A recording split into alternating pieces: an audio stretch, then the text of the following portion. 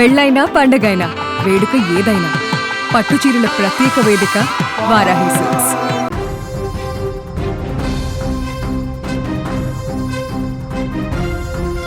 వాళ్ళిద్దరూ భార్యాభర్తలు. పెళ్ళైన నాటి నుంచి వీరి సంసారం సాఫీగానే సాగుతూ వచ్చింది.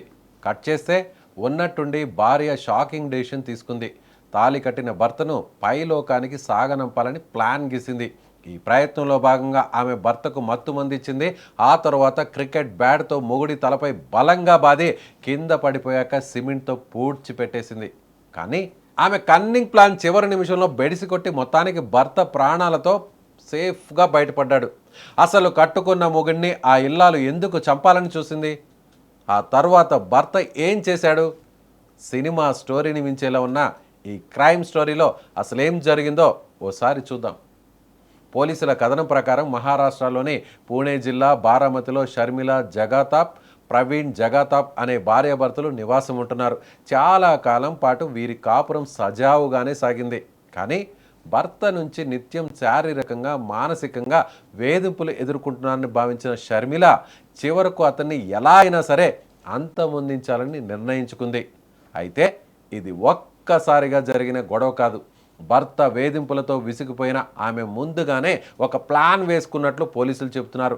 ప్లాన్ ప్రకారం భర్తకు మత్తు మందు ఇచ్చి మత్తు ప్రభావంతో ప్రవీణ్ స్పృహ కోల్పోయిన తర్వాత అతను చనిపోయాడని భావించి క్రికెట్ బ్యాట్తో దాడి చేసినట్లు పోలీసులు చెబుతున్నారు.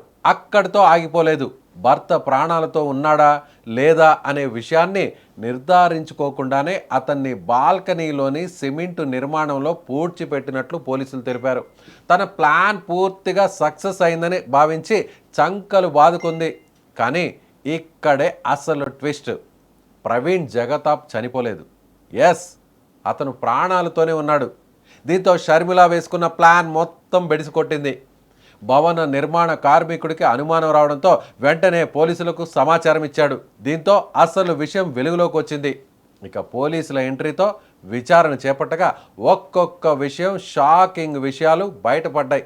భర్త ప్రవీణ్ను భార్య షర్మిల హత్య చేసేందుకు ప్రయత్నించిందని పోలీసులు గుర్తించి మొత్తానికి ఆమెను అరెస్టు చేశారు.